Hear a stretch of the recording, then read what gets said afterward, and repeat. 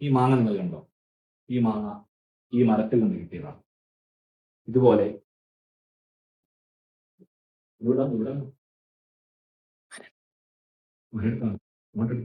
ഈ മാങ്ങ ഈ മരത്തിൽ നിന്ന് കിട്ടിയതാണ്. അപ്പോൾ ഇത്തരം മാങ്ങകൾ ഞാൻ കഴിക്കുന്ന സമയത്ത് ചടുക്കുന്ന ഒരു സൗണ്ട് ഉണ്ടാകും. ഇത്തരം മാങ്ങ കഴിക്കുന്ന സമയത്ത് ഞാൻ പലപ്പോഴും ആലോചിക്കുന്നത് ഈ മാങ്ങയുടെ മാവ് തിരിക്കുന്നത് എൻ്റെ ഉപ്പയുടെ ഉപ്പയാണ്, പിതാമഹൻ. നമ്മൾ ഓരോ വർഷവും കഴിച്ചുകൊണ്ടിരിക്കുന്ന ഈ മാങ്ങയിൽ നമ്മൾ ആ ടേസ്റ്റ് ആസ്വദിക്കുമ്പോൾ അതിൻ്റെ എല്ലാം ഒരു ക്രെഡിറ്റ്, അതിൻ്റെ അള്ളാഹുവിൽ നിന്നുള്ള ഒരു പ്രതിഫലം ലഭിച്ചുകൊണ്ടിരിക്കുന്നു അവരുടെ ഖബറിലേക്കാണുള്ളത്.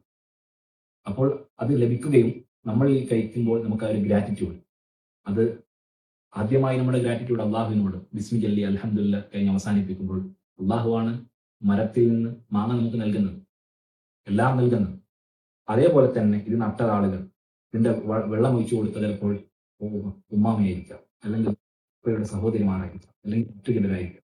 അങ്ങനെ നമുക്ക് ലഭിക്കുന്ന ഓരോ മാങ്ങയും അതേപോലെ തന്നെ മറ്റുള്ള നമ്മുടെ ചുറ്റുപാടിൽ ലഭിക്കുന്ന സാധനങ്ങൾ, ഇതെല്ലാം ഉണ്ടാക്കിയവർ അവരോടുള്ള ഒരു കൃതജ്ഞതയും കൂടി നമ്മുടെ മനസ്സിലേക്ക് ഓടിയെത്തുകയാണ്.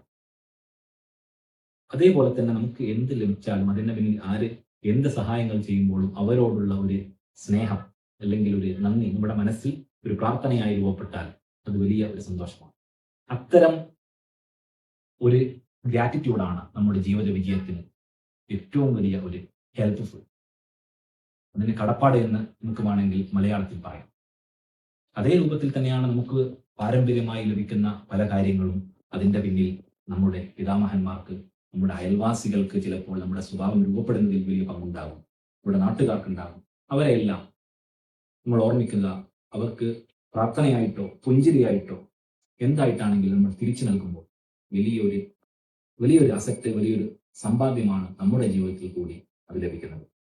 ഇപ്പോൾ മാമ്പഴ കാലത്ത്, ഈ മാങ്ങയുടെ കാലത്ത് നമുക്ക് ഏറ്റവും കൂടുതൽ മാങ്ങ ലഭിച്ച ഒരു വർഷമാണല്ലോ.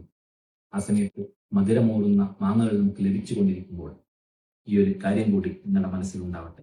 നന്ദി.